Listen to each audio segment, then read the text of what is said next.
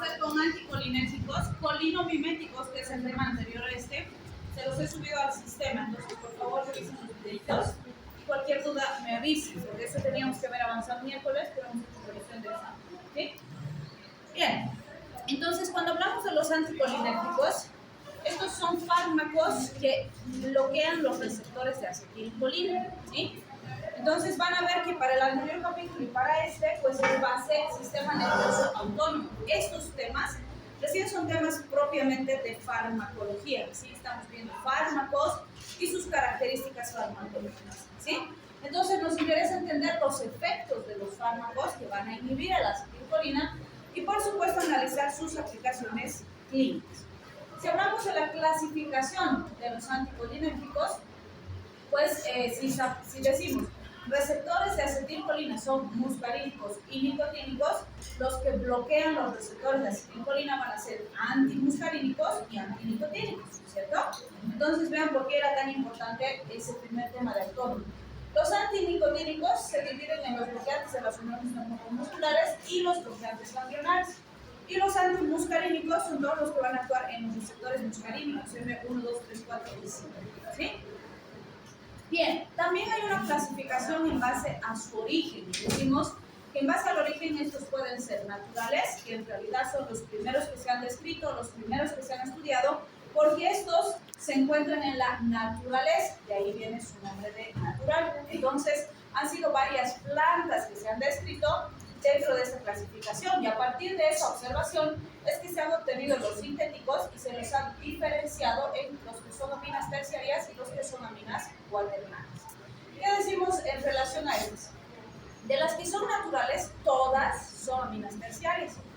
Van a ver cuando vean el video de colinomiméticos que cuando hablamos de esa característica de ser amina terciaria, significa que se absorbe bien por todas las vías, es decir, ingresa bien por vía oral, por vía auditiva, por piel, por vía inhalatoria, por todas las vías que podamos imaginarnos, ¿sí? Entonces, el ser amina terciaria determina un alto grado de absorción y de distribución de la sustancia. Vamos a mencionar algunas de las más importantes a nivel natural. Una de las primeras que se ha descrito ha sido la Atropa belladona, ¿sí? La planta se llama Atropa belladona. Entonces, esta, por ejemplo, contiene grandes concentraciones de atropina, también conocida como iosiamina. Esa plantita de arriba, esta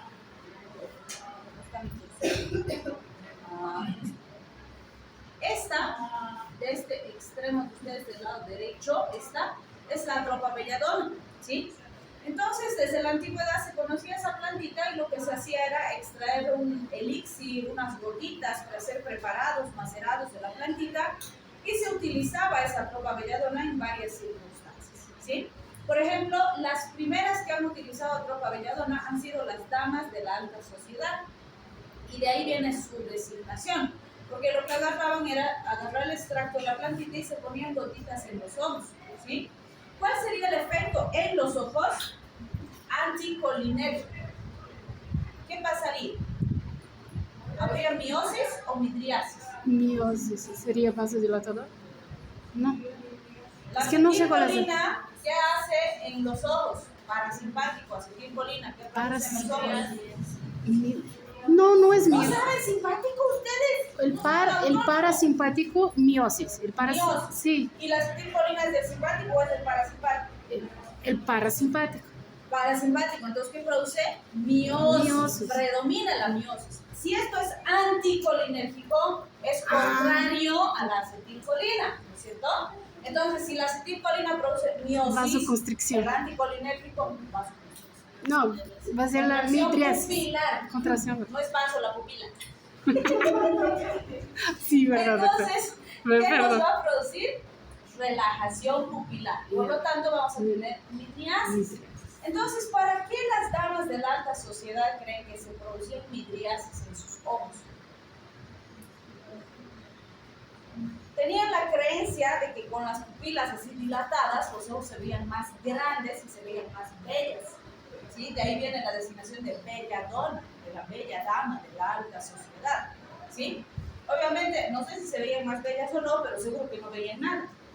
Entonces, porque no tenían acomodación, no veían, pues, ¿sí? Entonces, este es un elemento muy importante a considerar porque esa es una de las primeras situaciones en las que se ha utilizado el dolor, ¿sí? Bien, tenemos también Datura Stramonium. El Datura Stramonium es este, y este segurísimo que se vive en algunos años en Cochabamba, seguro que han conocido, han visto, porque empieza nuestra época de lluvia y eso crece en todo lado, ¿sí? ¿Por qué? Porque sus pepitas que crecen en estas bolitas, que son como unas bolitas con espinos, y se seca la planta y se abre y salen miles de pepitas que el viento disemina. Entonces esas pepitas necesitan remojar una noche en agua de lluvia y al día siguiente ya están creciendo, ¿sí? Entonces por eso es que cuando hay época de lluvia esto crece en todo lado. Pero fíjense, esta nuestra plantita, que además nuestra población le conoce como chamico, su nombre popular en nuestra población es chamico, ¿sí? ¿Qué va a pasar con esta planta? También contiene grandes concentraciones de atropina, ¿sí? Y el punto es que esta es la principal causa de intoxicación de nuestros niños. ¿Por qué? Porque como crece en todo lado y en el campo, en los sembradíos crece, si los chiquis se ponen a jugar con los choclos, con las achochas y demás, sus papás los castigan porque tienen que vender. Pero si agarran estas plantas, las rompen, juegan con ellos, no pasa nada porque es una hierba, ¿sí? Entonces los chiquis sacan las florcitas para jugar, sacan las pepitas para jugar, machucan las hojitas y se juegan con esta planta. Y como es amina terciaria, hemos dicho, todas las vías se absorben. ¿Qué significa eso? Que se intoxican. Y en este caso, pues siempre les digo, ¿no? Esas guaguitas llegan así, el chiqui así, con sus pupilas como búho, y yo así, te voy a matar. Está poseído. No, no están poseídos, están intoxicados. Entonces, o llegan gritando, viendo cosas con crisis de pánico, o sea, llegan con una alteración neurológica muy importante, ¿sí? Entonces, esta es una causa muy común de intoxicación en nuestro país. En algunas épocas también los delincuentes usaban sus pepas para envenenar perritos, ¿sí? O sea, le metían las pepas a un pan o a la carne y les lanzaban a los perritos. Y obviamente a nivel cardíaco, ¿qué haría el anticolinérgico en corazón? ¿Qué produciría? ¿Taki o Brady? Brady. Acetilcolina produce Brady, el anticolinérgico. Taki. Taki. Hacen su examen y después se confunden todo. Entonces es contrario al parasimpático, no se olviden. Entonces les produce taquicardia, les produce paro cardíaco, ¿sí? Por aceleración. Entonces, ¿para qué hacían esto? Porque en el campo crían perros para que cuiden en la casa, pues entonces aniquilaban al perrito y se entraban a jugar. ¿Sí? En cambio aquí no, pues nuestros perros son nuestros hijos que van a cuidar, ¿no? Bien emponchados están a nuestra lado. Entonces, también se ha usado para eso, ¿sí? Y sí, estos últimos años nuestros jóvenes han empezado a usar por su efecto alucinógeno, porque sí tiene efecto alucinógeno. Entonces lo que hacen es agarrar las pepitas, se toman y se alucinan muy bien, pero se intoxican. Entonces, hay que tener cuidado porque 10 pepas es una dosis letal para un niño. 100 pepas para un adulto, ¿sí? Pero sí tiene dosis letales, es decir, que el paciente se puede morir por el préstamo, ¿sí? Bien, tenemos también el beleño. El beleño, que es fíjense, es ornamental, es como unas campanitas amarillas que venden así para adornar las casitas. Normalmente con este no tenemos grandes problemas. Los accidentes en general son niños muy chiquititos que jugando agarran y se meten a la boca las plantitas y se intoxican, pero es rarísimo. Normalmente no hay. Más se ve intoxicaciones en animalitos, por ejemplo, que les gusta comer las plantitas. Bien, y a diferencia de estos dos, este tiene más escopolamina que atropina, que son de la misma familia, son bastante parecidos, pero van a ver que tiene efectos alucinógenos bastante significativos en dosis altas, ¿sí? Pero en dosis bajas tiene otros efectos. Y en este grupo nos interesa mucho se llama brugmancia. Nosotros aquí le conocemos también como velo de novia. También le conocen como trompeta de ángel, ¿sí? Y en Brasil le dicen guano de Cinderella, ¿sí? Y los jamaiquinos, que son los que han introducido, le dicen burundanga. Entonces, nos interesa porque es muy importante desde que se ha introducido por los jamaiquinos, se constituye en una herramienta que utilizan los malhechores para violaciones, para robos, para situaciones delictivas de ese tipo. ¿Por qué? En pequeñas cantidades resulta, porque fíjense, les he contado, ¿no? Que con Datura va a venir así alucinando, súper excitado a nivel neurológico. Pero resulta que estas sustancias con dosis pequeñas producen más bien un efecto depresor y lo que le producen a la persona es sueño, ¿sí? Y el otro elemento súper peligroso y que hace que se presten muy bien para hechos delictivos es que producen amnesia. Es decir, que a la persona le va a dar sueño, ¿sí? Y no se va a acordar de nada de lo que ocurra durante el efecto de la sustancia. Entonces, por ejemplo, los jamaiquinos lo que hacían era usar un polvo, molían la planta, las raíces, etcétera, y manejaban en unos frascos pequeños o en sus anillos los chamanes, los brujos, que se abren y ahí se puede guardar el polvito. Todo lo que hacían era soplarle a la persona, ¿sí? Y si alguien viene y te sopla algo, un polvito en tu cara, ¿qué haces? Te asustas, ¿no? Y ya está, suficiente con esa pequeña inhalación o la llegada a tu piel, se absorbe, porque es amina terciaria, ¿sí? O por ejemplo, los preparados que tienen, le echan un poquito a la bebida que estás consumiendo en una discoteca y ya está, y no sabes qué has consumido. Solo te empieza a dar mucho sueño y no te vas a acordar de nada. No tiene sabor, doctor. No tiene, o sea, depende cómo lo preparan, pero el riesgo de esto es que las dosis son pequeñas, ¿no? No necesita ser dosis tóxicas, necesita ser dosis chiquititas, porque el efecto con dosis tóxicas es completamente diferente. Y es por eso que se presta también, y van a ver que el modus operandi, por ejemplo, acá tenemos harto de esto y la mayor parte utiliza burundanga porque con benzodiazepinas el efecto tarda más, es por decirles, ahora en pandemia todos andábamos con nuestros alcoholes, ¿no?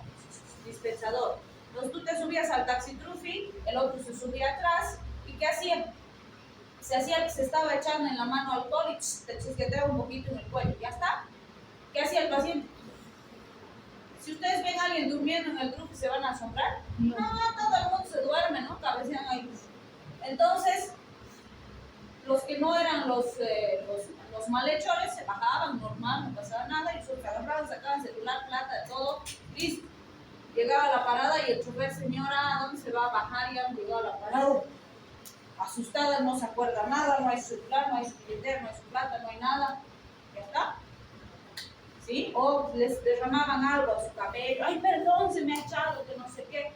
Suficiente, porque es amina terciaria. ¿Sí? Entonces, vean, estas sustancias se prestan muy bien para ese tipo de hechos delictivos.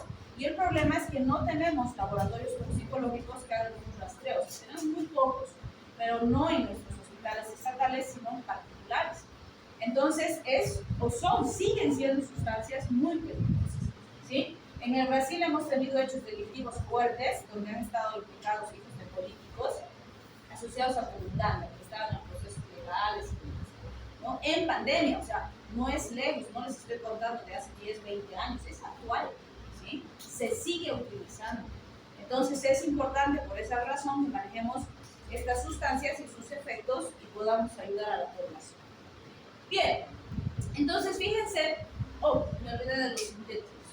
De los sintéticos tenemos aminas terciarias, algunos ejemplos son pirenzepina, diciclomina, propitamida, por ejemplo, y algunos que son aminas cuaternarias, por ejemplo, propandelina, glucotiolato, eritrotropio, la benzatropina, que obviamente tienen características de mayor seguridad, podríamos decir, por ser aminas cuaternarias, ¿sí? Entonces, esa característica es muy importante que no la olviden. Cuando hablamos de sus características cinéticas, fíjense, todos los que son terciarios, ya sean naturales o sintéticos, hemos dicho que por ser terciarios se absorben bien por todo lado. Entonces, tienen buena absorción por intestino, por conjuntiva, por piel, por vía respiratoria, por todas las vías. Y la escopolamina es mayor que la atropina, ¿sí? Eso es lo que hace que sea más peligroso. Tienen una amplia llegada al sistema nervioso central, lo cual produce ese efecto depresor que hemos mencionado, y es mucho más intensa para la escopolamina. Las que más se conocen a nivel terapéutico, porque son las que más se han utilizado en la terapia, son la atropina. Van a ver que lo usamos mucho como antídoto de intoxicaciones, y hasta el 40% de estas se metaboliza en nuestro organismo, y como efecto breve vamos a ver en otras localizaciones. Algo muy importante que es, cuando vean el capítulo de polinomiméticos, van a ver que hablamos de carbamatos y órganos fosforados, que son tóxicos, son venenos, que lo que hacen es inhibir a la acetilcolinesterasa. Si inhibimos a la acetilcolinesterasa, ¿el resultado cuál es? Una intoxicación endógena por la propia acetilcolina del paciente. porque al estar bloqueado su enzima no hay quien destruya su acetilcolina, ¿sí? Entonces, ¿qué pasa? La acetilcolina estimula y eso lo descompensa al paciente y lo puede matar. ¿Qué le damos como antídoto? Atropina. Porque si el problema es acetilcolina y la atropina va y bloquea el receptor de acetilcolina, contrarresta los efectos, ¿sí? Entonces van a ver que por eso usamos muchísimo la atropina en los servicios de emergencias cuando hay intoxicaciones por estas sustancias tóxicas, ¿sí? Antes, en esos pacientes intoxicados, el parámetro para decidir hasta cuándo darle atropina era el ojo. Y decíamos, ok, cuando se produzca midriasis, dejamos de darle atropina, porque hay que darle cada 5 minutos, cada 10, dependiendo cómo está. Le damos, pum, aparecía midriasis y ya no le den. Pero ¿cuál había sido el punto? En el ojo tarda más en ingresar y tarda más en salir. Entonces, cuando se presentaba la midriasis, el paciente ya estaba intoxicado con atropina. Yo siempre les digo, no se justifica tratar una intoxicación intoxicándolo con otra cosa, ¿sí? Entonces, hoy en día esa midriasis ya no es el parámetro que se utiliza para determinar hasta cuándo le vamos a seguir dando atropina. Son otros parámetros. Tenemos justamente una práctica en base a este tema que la vamos a ver más adelante. Bien, cuando hablamos de los cuaternarios, por ser cuaternarios tienen poca absorción por todas las vías, ¿sí? Entonces, no se absorben bien por conjuntiva, por ojos, por boca, etc. Y por lo tanto, su ingreso a nivel del sistema nervioso central es mínimo, lo cual hace que sean sustancias mucho más seguras. Cuando usamos estos cuaternarios, por ejemplo, el bromuro de ipratropio, van a ver que es un fármaco muy apreciado en este grupo, que se usa mucho para cuadros respiratorios, en pacientes que tienen problemas respiratorios. ¿Cuál sería el efecto anticolinérgico en pulmones?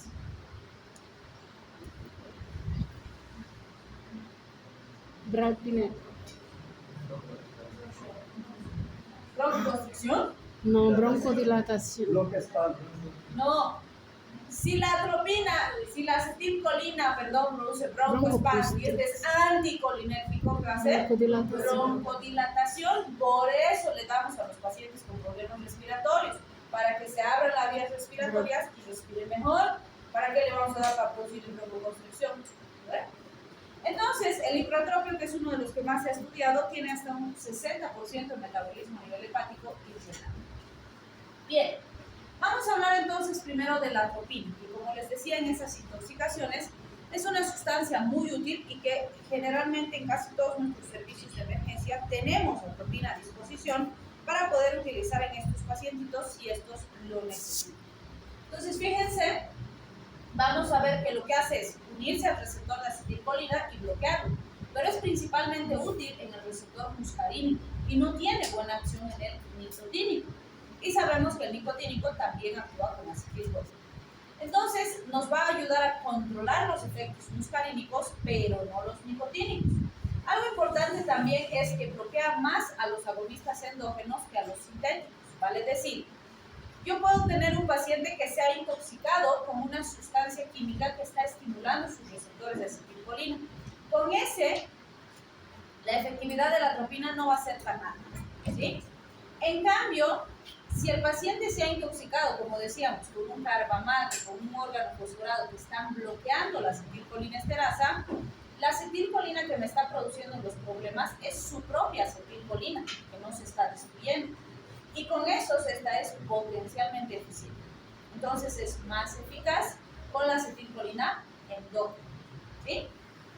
Bien, como no tiene efecto en los receptores nicotínicos, con excepción de algún cuaternario, vamos a ver que en general se recomienda usar otro antídoto para los receptores nicotínicos. Vamos a hablar más adelante de la pralidoxima, pero lamentablemente la pralidoxima no llega a nuestro país. Entonces, tenemos que conocerla porque algún rato va a llegar, probablemente donde ustedes vayan a trabajar sí tengan, puedan utilizar, pero en Bolivia no tenemos, por eso no usamos. Pero atropina sí tenemos y con eso manejamos a los pacientes, entonces tienen que manejar las dos, ¿sí? Bien, fíjense en la sensibilidad en los diferentes tejidos. Resulta que los tejidos, así como hemos visto en autónomo, que cada tejido tiene sensibilidad diferente a los neurotransmisores, también tiene sensibilidad diferente a los fármacos.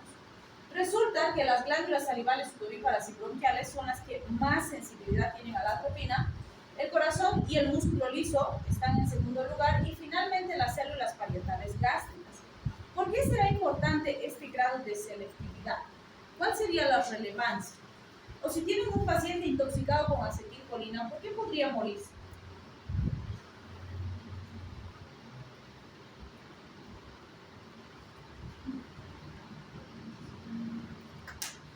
Se supone que autónomo ya han dado examen, no están estudiando, no les va a ir bien en el segundo parcial, es mucho más pesado que el primero. Hay bloqueo de acetilcolina descarado. No, esa no era la pregunta, Benito. La pregunta era, ¿qué hace la acetilcolina? ¿En qué área? ¿En qué área? Entonces, pues, ¿de qué estamos hablando? ¿Están atendiendo o no están atendiendo? Me estoy preocupando. Es que el exceso de la... Pero ya, doctora, deja mentalizar la pregunta. ¿Cuál es el exceso de la acetilcolina? ¿Por qué es peligroso? Es justamente por su vasodilatación, entonces no sería eso en los vasos y el corazón su también... Ay, me confundí los términos. ¿De qué tienen parcial? Semiología. Está en modo serio, por eso no citamos a su barba. No, pero estamos aquí. Sus avatares están aquí, su cerebro está en otro lado. Ok, ¿a qué va la pregunta? ¿El paciente se puede morir, por ejemplo, porque tiene diaforesis? ¿Porque está transpirando mucho, se morirá? No. No. ¿Va a tener diaforesis? Claro que sí, pero no se va a morir por eso. Pero si el corazón empieza a bradicardizar, Es que, ¿se exacto. puede morir? Menor retorno venoso, Claro, menor porque todo. puede llegar a un paro cardíaco y se muere. ¿Sí? Exacto. Entonces, entre bradicardia y diaforesis, ¿cuál es más relevante? Bradicardia. ¿Sí? Entre, qué sé yo, secreciones gástricas y secreciones bronquiales, ¿cuál será más importante? Las bronquiales, pues porque por eso se puede morir, puede ser insuficiencia respiratoria, el broncoespasmo, la broncorrea pueden producir una insuficiencia respiratoria. Entonces, ¿a qué va esa pregunta? Que fíjense que los sitios que son de mayor riesgo son los primeros en responder. Y es por eso que la atropina es un fármaco tan eficaz en estos pacientes, porque nos va a solucionar primero lo que necesitamos porque pone en riesgo la vida del paciente. El resto de las cosas, la diaforesis, la inflamación de esfínteres, las secreciones gástricas, etcétera, sí las va a solucionar, pero de forma más lenta. Está bien, porque esas pueden esperar, ¿sí? Pero las más importantes, que es sobre todo cardiovascular y respiratorio, son las primeras en ser solucionadas, ¿sí? Bien, esto ya lo hemos visto un poquito cuando hemos hablado de autónomo, porque básicamente es simplemente aplicar lo que sabemos que hace el sistema simpático en el organismo. ¿Por qué? Porque el simpático es contrario al parasimpático. Entonces, el efecto anticolinérgico es contrario al parasimpático, ¿sí? O si quieren, parecido al simpático. Haciendo analogía con los dos, puedo deducir todo eso, si no supiera el tema, ¿sí? Entonces, fíjense, a nivel del sistema nervioso central, hemos dicho que en dosis altas va a ser súper estimulante. Acuérdense de los niños que les he contado, ¿sí? Entonces va a generar excitación, agitación, alucinaciones, y en casos muy avanzados y muy intensos puede llegar a un estado de coma. En cambio, en dosis bajas, recuerden la escopolamina que les he comentado, va a producir más bien somnolencia y amnesia. Por eso es que se usa con fines delictivos, contrario a lo que se produce con dosis altas, ¿sí? Lo mismo con la atropina, hay leve estimulación de centros pulpares con efecto sedante más lento con el sistema nervioso central. ¿Qué va a pasar en ojos? Vamos a tener midriasis, acuérdense, ahorita hemos hecho el ejercicio, ¿no es cierto? Entonces va a haber midriasis, puede haber cicloplegia por alteración de la acomodación y disminución de la secreción lagrimal en el paciente. ¿Qué va a pasar en corazón? Vamos a tener taquicardia, es el efecto característico. Pero aquí hay un pequeño pero. Resulta que en dosis bajitas, igual a lo que vemos en el sistema nervioso central, puede tener el efecto contrario si le doy dosis bajitas. ¿Por qué esto es importante? Porque si mi paciente está intoxicado y está bradicardizando y yo no le doy buenas dosis de atropina para contrarrestar, puedo bradicardizar más y termino de complicar al paciente o lo puedo culpar. ¿sí? Entonces, cuando uso atropina como antídoto en una intoxicación, las dosis deben ser correctas. En general se usan dosis altas en las primeras fases y después se puede ir disminuyendo dependiendo de cómo va evolucionando el paciente, ¿sí? Porque ese efecto puede ser contraproducente. Es cierto que las dosis muy altas nos pueden producir bloqueos interventriculares. Por eso es un fármaco que se usa bajo monitorización estricta del paciente y en pacientes hospitalizados. No damos atropina para que el paciente tome en la casa o reciba en la casa, porque además se usa por vía parenteral. ¿Sí?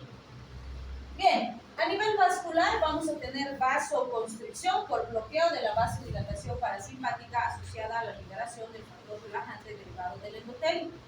En general no llega a modificar la presión de forma importante, pero si estamos hablando de dosis tóxicas, claro que sí puede haber una modificación.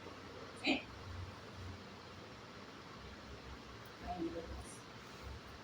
Bien, a nivel respiratorio, ¿qué tenemos?